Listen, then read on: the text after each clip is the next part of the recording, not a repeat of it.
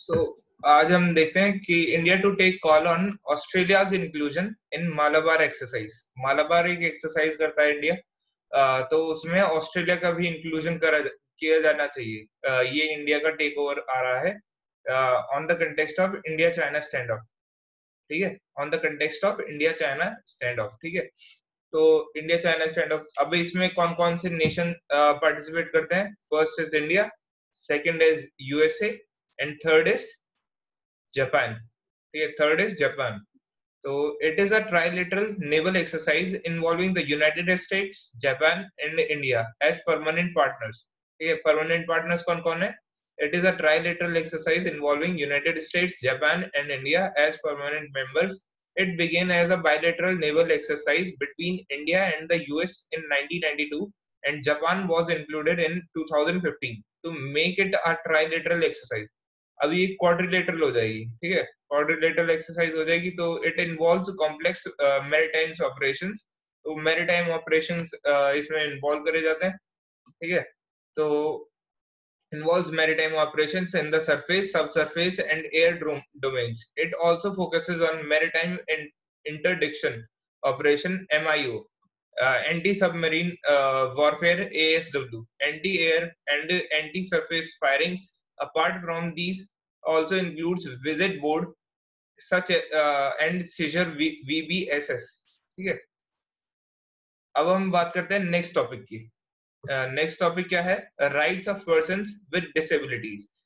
जो persons with disabilities होते हैं उनके राइट्स के बारे में बात करते हैं हम। ठीक है, तो यहाँ पे इस चीज की न्यूज में है, तो DEPWD had proposed amendments to insert a new section 95A in the existing law to allow any offense under certain sections 89, 92A and 93 may be compounded by the chief commissioner of the state commissioner for persons with disabilities. दरअसल basically इसमें करा क्या गया है कि persons with disabilities के ऊपर, जैसे हमने फॉर एग्जांपल हम नेचुरली किसी को लंगड़ा बोल दें या फिर कुछ और बोल दें, तो उससे क्या होता है कि वो हमारे ऊपर लीगल कंप्लेंट फाइल कर देते थे पहले। ठीक है, लीगल कंप्लेंट फाइल कर देते थे तुरंत।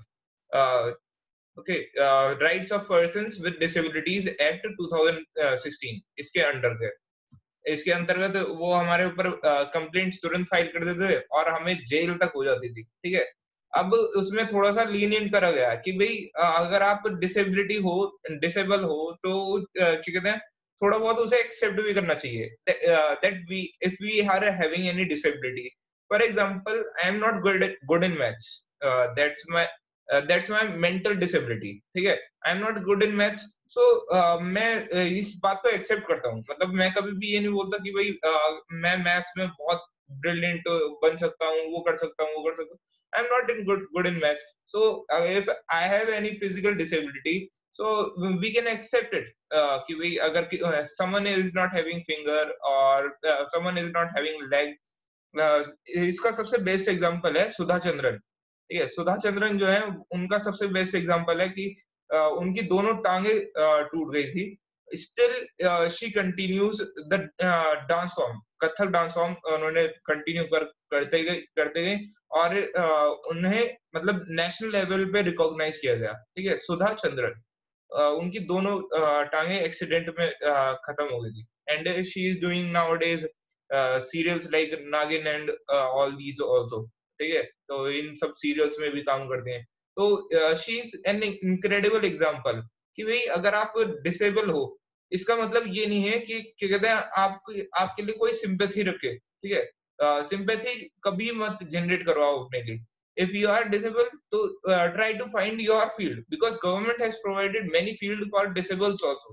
ठीक है, तो हमें डिसेबल्स के लिए ये बात डिसेबल्स को भी ये बात समझनी होगी कि हर एक चीज के लिए एकदम से कंप्लेंट करना अच्छी बात नहीं है। तो उसके ऊपर भी प्रपोज्ड अमेंडमेंट्स, अब लोग बाग क्या कहते हैं डिसेबल के लिए अपने मन में इज्जत भी रखने शुरू कर दिया है कि भाई क्या कहते हैं ये डिसेबल है तो कोई नहीं, he or she can sit with us.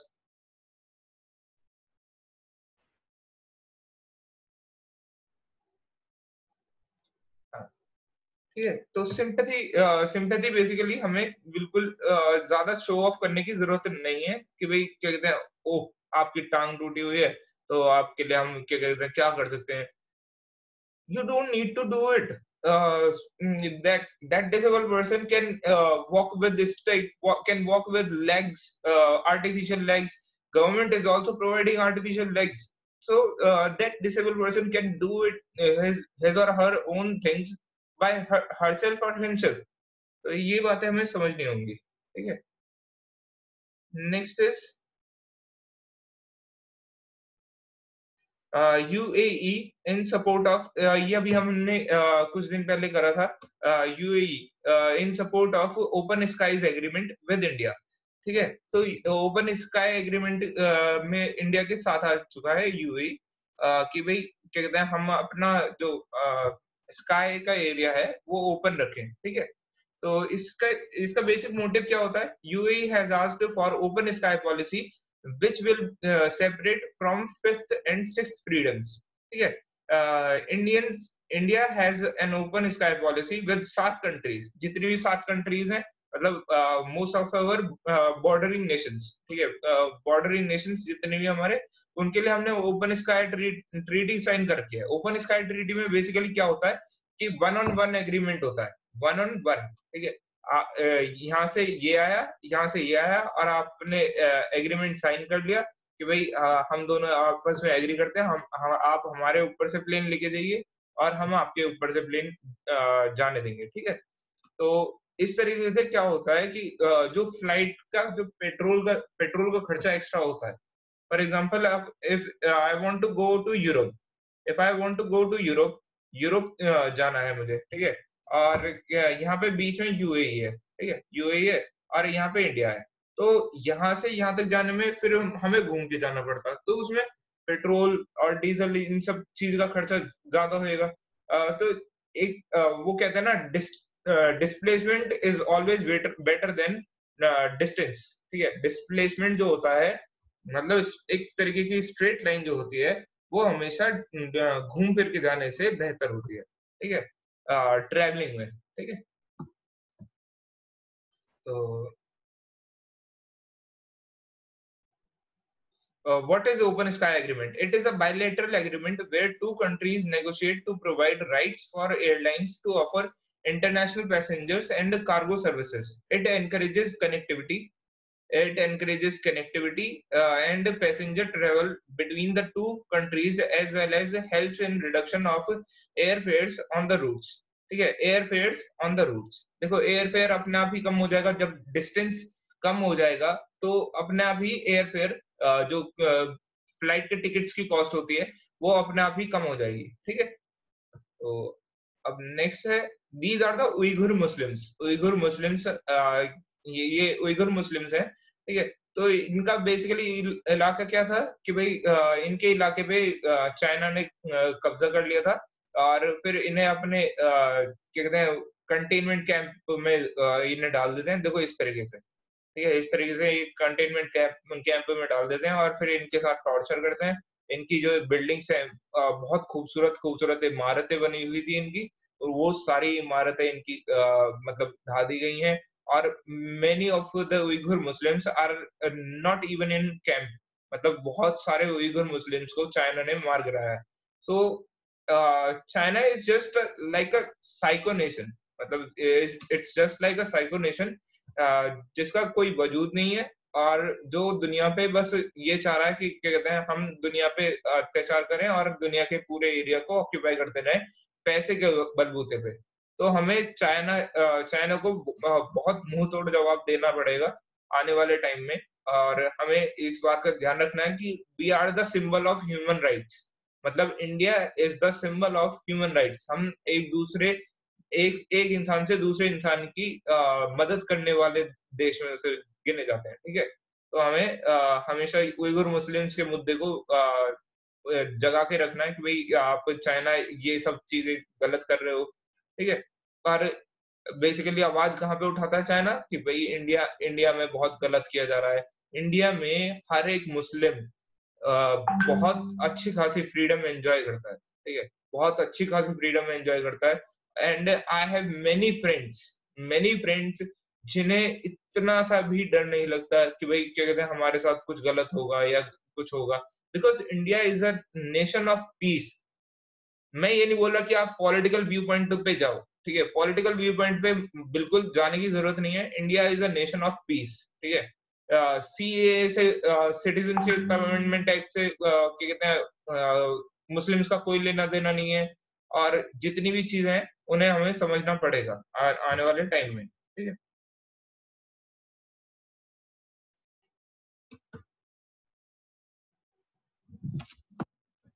तो सो मैं अभी आपको एक बार इनका एरिया और दिखा देता हूँ, ठीक है। इनका एरिया कौन सा है, उइगर मुस्लिम्स का, एक सेकंड।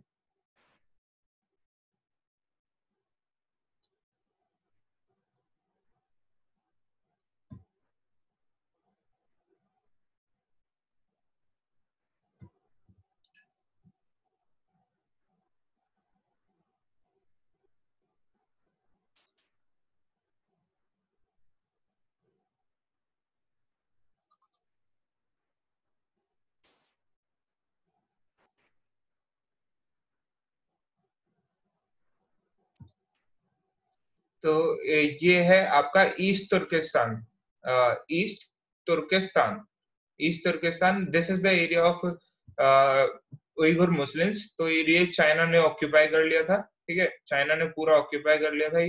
ये एक्चुअली में मंगोलिया का एरिया था, ठीक है, मंगोलिया का एरिया था, और यहाँ के उइगुर मुस्लिम्स को इन्होंने ऑक्यूपाई कर लिया, मतलब एक तरीके से मंगोलिया का एरिया इन्होंने छीन लिया।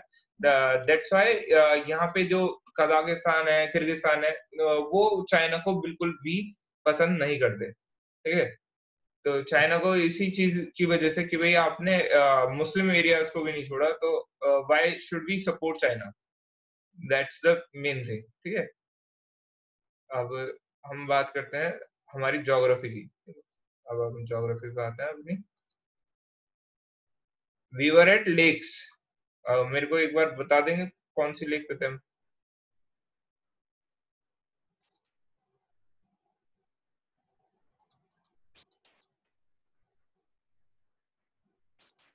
एनीवन प्लीज मैसेज मी, हम कौन सी लेक पे थे?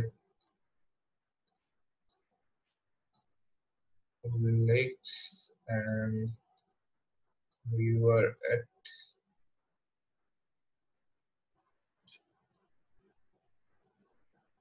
नक्की, केदार, सांबर। सांबर लेक हो गई थी।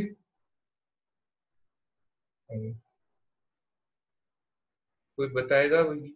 मेरे को याद नहीं आ रहा बिल्कुल भी। एनीवन प्लीज टेल मी कि हम कौन सी लेक तक पहुंच गए थे?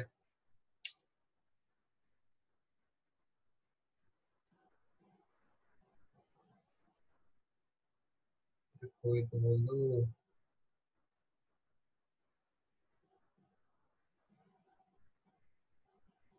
कल के नोट्स में देख लो भाई एक बार, कहाँ थे हम?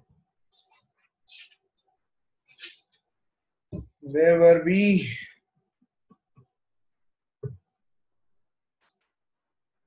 Sukna Lake. Okay, Sukna Lake. So we have done Sukna Lake.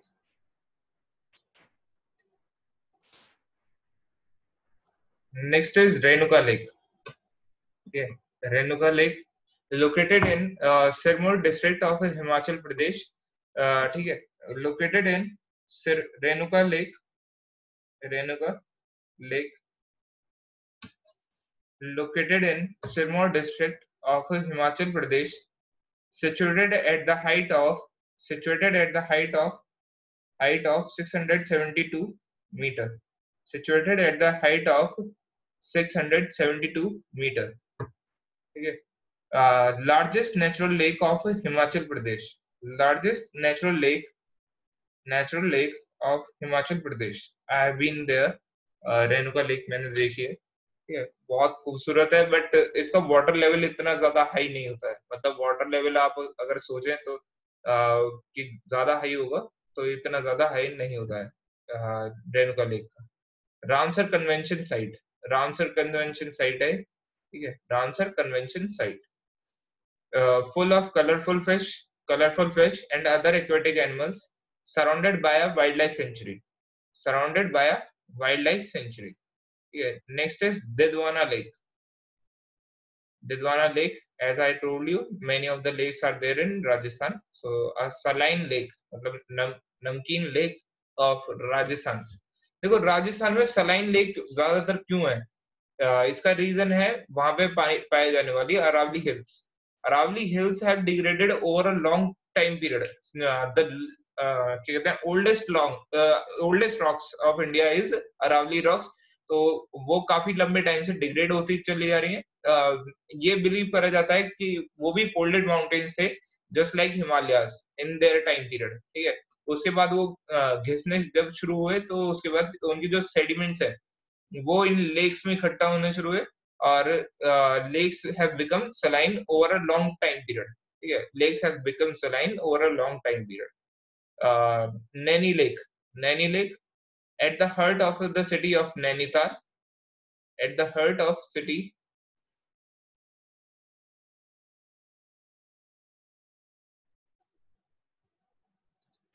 Exactly. Desert भी रॉक से ही बनता है ना. मैं मेरा कहने का मतलब है कि जो कहते हैं रॉक पार्टिकल्स होते हैं बेसिकली उनसे ही ये सैलिनिटी आती है. मतलब जो भी रॉक का सॉइल का पार्टिकल होगा वो उनसे ही बेसिकली सैलिनिटी जनरेट होती है. ठीक है. Rock become soil have salinity in it. Naini Lake, at the heart of the city of Nainital in Uttarakhand, located amidst seven mountains that surround it. Naina Devi. Naina Devi Temple is located beside it. Naina Devi Temple is located beside it. Famous tourist attraction. इस जगह तो काफी लोग गए होंगे. आप में से भी कोई एक ना एक गया होगा.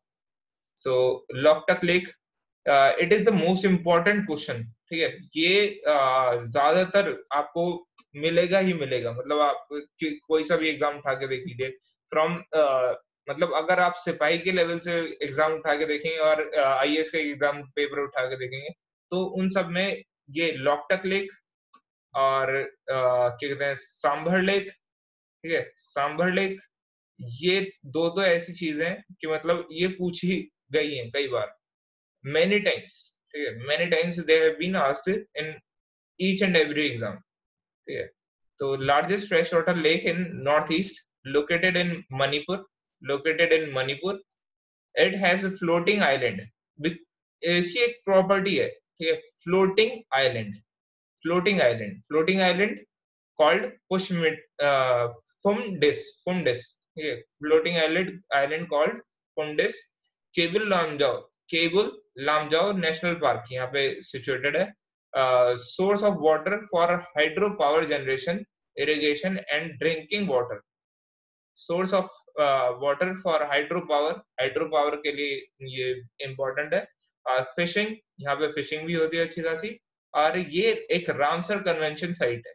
रामसर कन्वेंशन साइट है. ठीक है. रामसर कन्वेंशन अभी हमने पीछे भी देखा है. रेनका लेक भी रामसर कन्वेंशन साइट है. ठीक है. और ये भी रामसर कन्वेंशन साइट है. ठीक है. Next is lake salt. Lake salt. Lake salt Kolkata. Lake salt Kolkata. इन्हें लिखते चलना भाई. क्या कहते हैं छोड़ना मत बिल्कुल भी. Lake salt Kolkata. ठीक है. Lake salt Kolkata. Kolkata. Kolkata. Located at the center of Salt Lake City of Kolkata. ठीक है. Located at the center of Salt Lake City of Kolkata.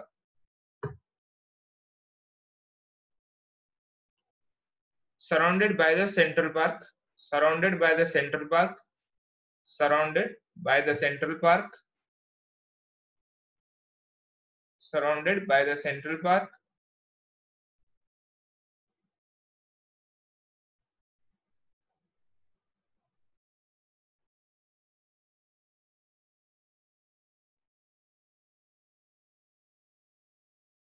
Surrounded by the Central Park.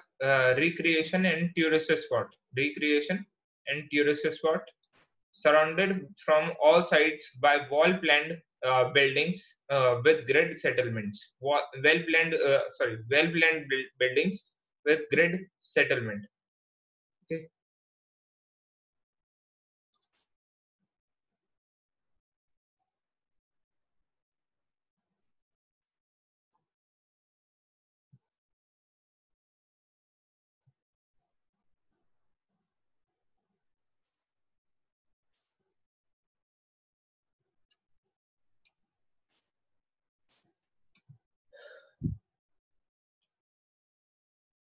Next is Gohana. Gohana. Yeah, Gohana.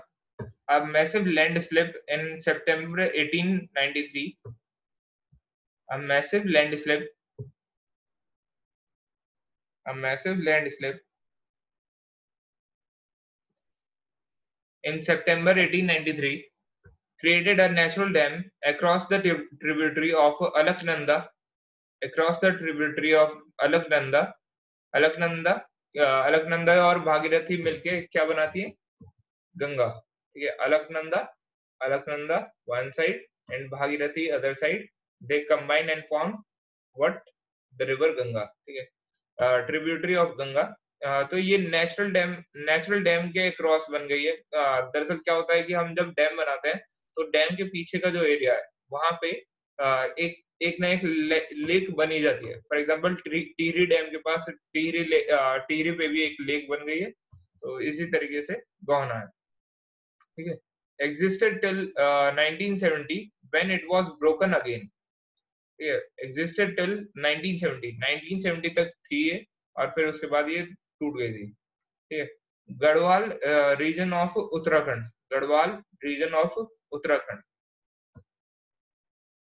Next is Nagin lake. Nagin serial मत सोच लो. ठीक है. Nagin lake. Nagin Lake is an offshoot leading from Dal Lake, located to the east of Srinagar city. Located to the east of Srinagar city. Number of willow and poplar trees. Poplar trees की यहाँ पे growth अच्छी करी जाती है. ठीक है. Popular पेड़ की एक कमर्शियल क्रॉप के तौर पे देखा जाता है आजकल. ठीक है. कमर्शियल क्रॉप के तौर पे देखा जाता है.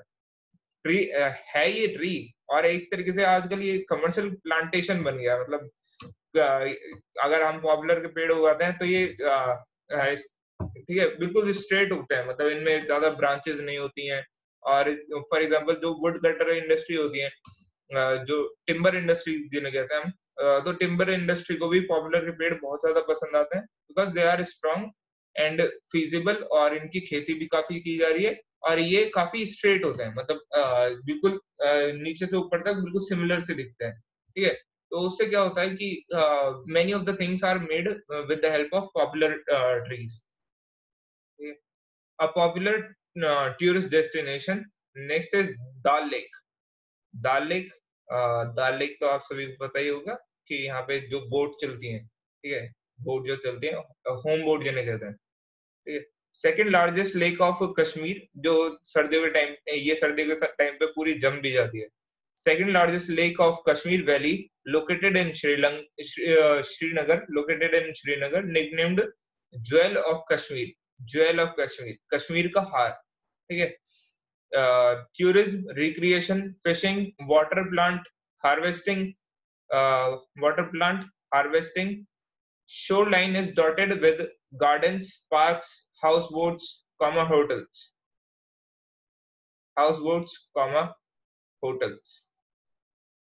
ठीक है. तो यहाँ पे ज्यादातर होटल बन चुके थे और आप सभी को पता होगा जब कश्मीर में फ्लड आया था तो दाल लेक की वजह से काफी लोग मरे थे.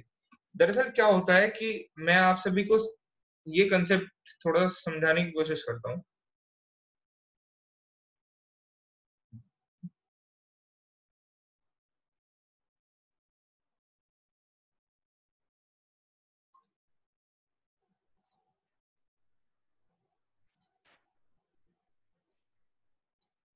जब ये रिवर ऐसे चलती है, ठीक है, जो कहते हैं झेलम रिवर है वो ऐसे चलती है. ठीक है.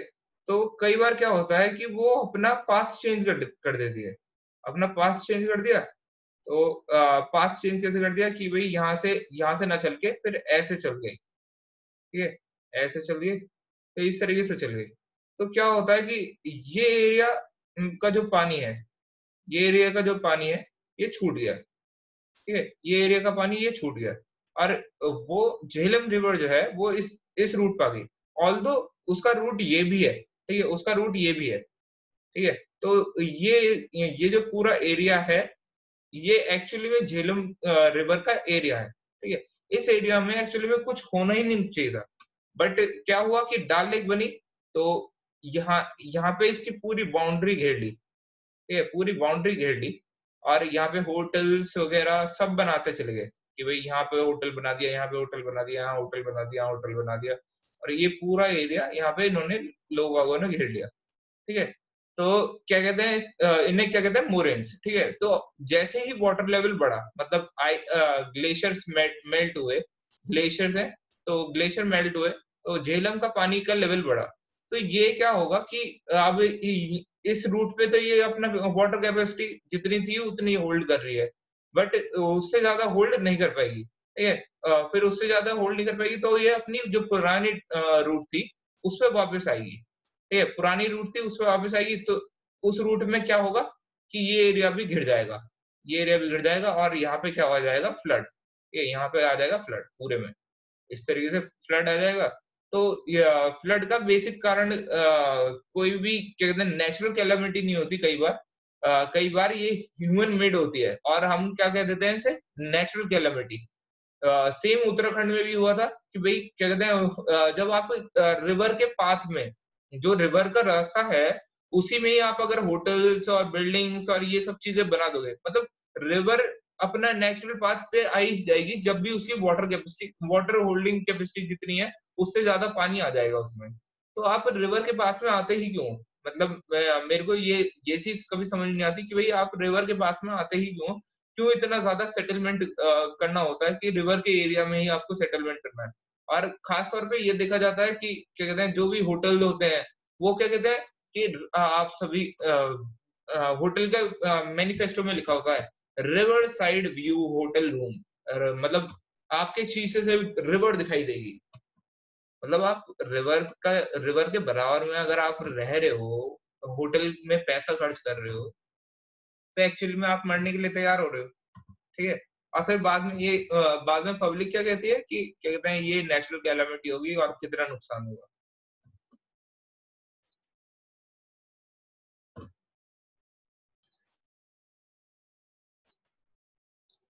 So next is Buller Lake.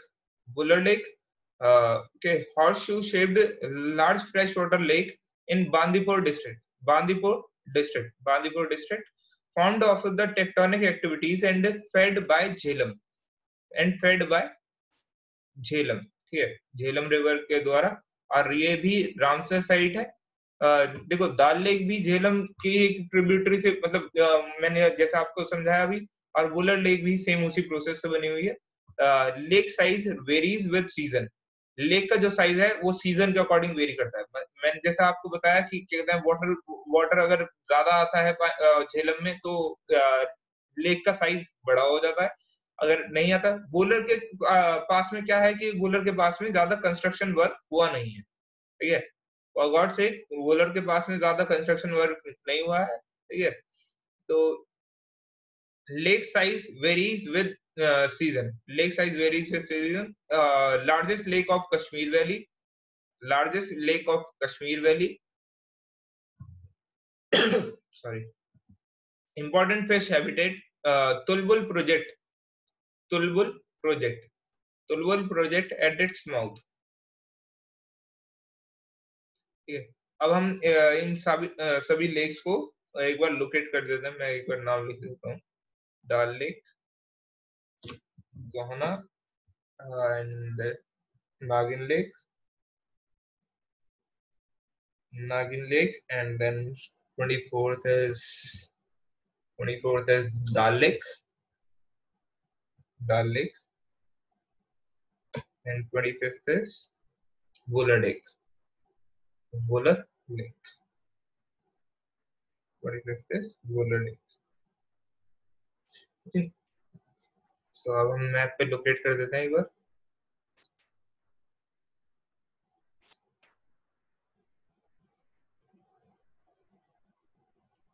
First is Renuka lake, Renuka lake is here, and second is Didwana, Didwana Lake, Didwana Lake is here, and next is Naini Lake, Naini Lake, Naini Lake, Naini Lake is here. Okay, Naini Lake is here. Next is Loktak Lake, Loktak Lake is here. Okay, ये काफी important है, इसे हमेशा याद रखना, Loktak Lake. ठीक है, next is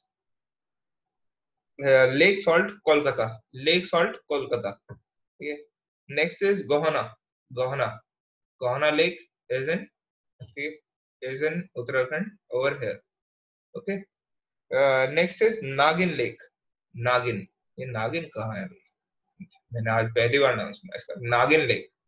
ठीक है, नागिन की किस वजह से, मैंने जैसे आपको बताया कि झेलम वगैरह इन सब की जो शेप होती है, सेम उसी टाइप में कई बार लेक्स भी बन जाती हैं। ठीक है, तो नागिन लेक मतलब लहराते हुए, ठीक है, लहराते हुए। तो next is 24th Dal Lake, Dal Lake is here.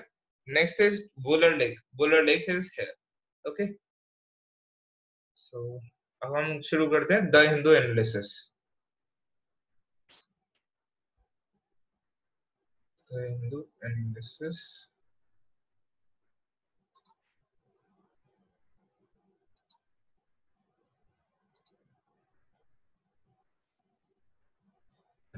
तो दुबे जी मारे गए हैं, बड़ी खुशखबरी वाली बात है। ठीक है, परंतु इस पे सवाल बहुत ज्यादा उठाए जा रहे हैं, तो हमें बेसिकली एक छोटा सा सवाल इसके ऊपर ध्यान रखना चाहिए कि कहते हैं police reforms, what are the police reforms required to, मतलब पुलिस रिफॉर्म्स की क्या क्या जरूरत है और जुडिशियल रिफॉर्म्स की क्या जरूरत है। ठीक है, तो ये दुबे जी की न्यूज को ज्यादा मत पढ़िएगा और ना ज्यादा देखिएगा, क्योंकि आईएएस पीसीएस में ये न्यूज नहीं पूछी जाएगी। ओके, सो अब हम करते हैं start. Give me one second, we are left with 4 minutes, तो 4 मिनट बाद फिर से क्लास स्टार्ट करेंगे। okay? Page number 1, GS2 international relations, more military level talks, more military level talks next week, more military level talks next week. Okay, more military level talks next week, India China to push for troops pullback, मतलब troops को अपने pull back करने के लिए India China agree कर चुका है। ठीक है, तो page number 1, GS2 IR international relations. तो यहाँ पे latest updates on India China stand of, significance of Galwan river valley, Galwan River Valley, know about India China bilateral relations, what are disputed areas between India and China, boundary demarcations, implication of these disputes and ways to address these issues. ठीक है कि भाई हम इन address को जो हमारे issues हैं इन्हें कैसे एड्रेस करेंगे, ये सब चीजें को हमें ध्यान रखना है। Okay, so India China stand of हम काफी ज्यादा पढ़ चुके हैं और आगे भी पढ़ते रहेंगे। चाइना के बारे में तो हमें पढ़ना पड़ेगा ज्यादा से ज्यादा, बिकॉज चाइना खुद तो कुछ बताता नहीं है। ठीक है, तो अगर हम चाइना के बारे में नहीं पढ़ेंगे तो हम बिल्कुल भी बढ़िया एक कहते हैं ब्यूरोक्रेट नहीं बन पाएंगे। ब्यूरोक्रेट का मतलब आईएएस पीसीएस हम नहीं बन पाएंगे। ठीक है, GS2 health, GS2 health, next is GS2 health, 15 to 20%, 15 to 20%, where it is,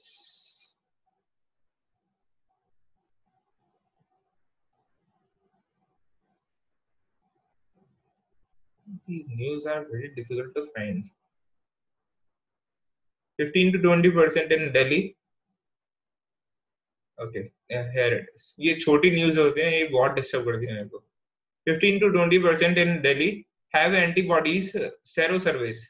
ठीक है, तो सेरो सर्विस के अकॉर्डिंग जो दिल्ली में पब्लिक है उनके पास में क्या है कि एंटीबॉडीज मतलब एक तरीके से इम्यूनिटी जनरेट हो चुकी है, 15 to 20% में इम्यूनिटी जनरेट हो चुकी है और 64% रिकवर कर चुके हैं। ठीक है, सो यहाँ पे हम क्वेश्चन क्या लिखेंगे, हेडिंग लिख लीजिए एक बार, 15 to 20% in Delhi have antibodies antibodies antibodies किसके द्वारा हुआ है, सेरो सर्वेस। सो यहाँ पे हम क्वेश्चन क्या लिखेंगे,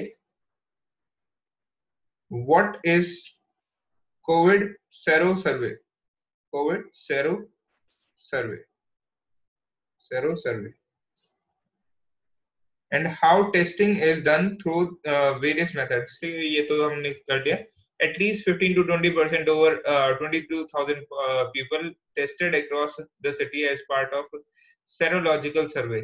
Serological survey have developed antibodies against COVID-19, said officials. High high serological ये क्या लिखा हुआ है, high sero prevalence may mean that a large part of the population has a low chance of getting infected again, claimed officials। ठीक है, तो इनके infection दोबारा से होने के चांसेस, सेरोलॉजिकल सर्वे में क्या किया जाता है कि आपकी एंटीबॉडी चेक करी जाती है कि भाई आप में इम्यूनिटी इस तरीके की हो गई है या नहीं हुई है कि आपको दोबारा इन्फेक्शन होगा या नहीं होगा। तो 15 to 20% पब्लिक ऐसी है दिल्ली में जिनकी इम्यूनिटी ऐसी बन चुकी है कि उनके दोबारा कोरोना वायरस नहीं होगा। थैंक गॉड, कुछ तो पॉजिटिव न्यूज दिखी corona virus. So next class is going to start very soon. I have 30 seconds left, so I would like to all of you to join again. So meeting and होने वाली है, join कर लीजिएगा दोबारा से।